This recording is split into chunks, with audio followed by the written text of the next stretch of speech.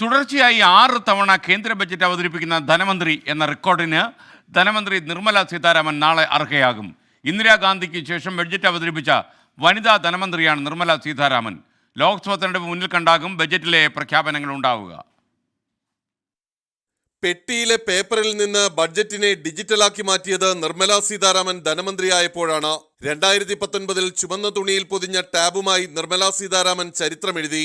സ്വതന്ത്ര ഇന്ത്യയുടെ ആദ്യ ബഡ്ജറ്റ് അവതരിപ്പിച്ചത് 1947 ധനമന്ത്രിയായിരുന്ന RK ഷൺമുഖം ചെട്ടിയായിരുന്നു. ഏറ്റവുമധികം ബഡ്ജറ്റ് അവതരിപ്പിച്ച ധനമന്ത്രി എന്ന റെക്കോർഡ് ഇപ്പോഴും മൊറാർജി ദേശായിയുടെ പേരിലാണ്. 1959 മുതൽ 5 വാർഷിക ബഡ്ജറ്റും ഒരു ഇടക്കാല ബഡ്ജറ്റും മൊറാർജി ദേശായി സഭയിൽ അവതരിപ്പിച്ചു. മൊത്തം 10 ബഡ്ജറ്റുകളാണ് മൊറാർജി ദേശായി വിവിധ ഘട്ടങ്ങളിലായി ലോക്സഭയിൽ വായിച്ചത്. മൊറാർജി ദേശായിക്കൊപ്പം തുടർച്ചയായ 6ാം തവണ കേന്ദ്ര ബഡ്ജറ്റ് അവതരിപ്പിക്കുന്ന ധനമന്ത്രി എന്ന ഖ്യാതിയിലേക്കാകും നിർമ്മല സീതാരാമൻ നാളെ എത്തുക. ഡോക്ടർ മൻമോഹൻ സിംഗ്, അരുൺ ജെയ്റ്റ്ലി, പി ചിദംബരം, യശ്വന്ത് സിൻഹ തുടങ്ങിയവർ 5 ബഡ്ജറ്റുകൾ അവതരിപ്പിച്ചവരാണ്. ഇടക്കാലമാണെങ്കിലും 6ാം തവണ നിർമ്മല വായിക്കുന്നത് ജനകീയ പ്രഖ്യാപനങ്ങൾ ഉൾക്കൊള്ളുന്ന ബഡ്ജറ്റായിരിക്കുമെന്നാണ് വിവരം.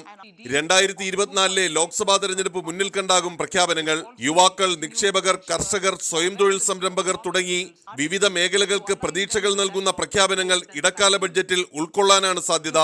ഇന്ത്യ വളരുമെന്നും വേഗത്തിൽ 3ാമത്തെ വമ്പൻ സമ്പദ് ശക്തിയാകും എന്ന പ്രഖ്യാപനം നിർമ്മല സീതാരാമന്റെ ബഡ്ജറ്റ് പ്രസംഗത്തിൽ നിശ്ചയമായും ഇടം പിടിക്കും. ആർ രാധാകൃഷ്ണൻ, 24, ഡൽഹി.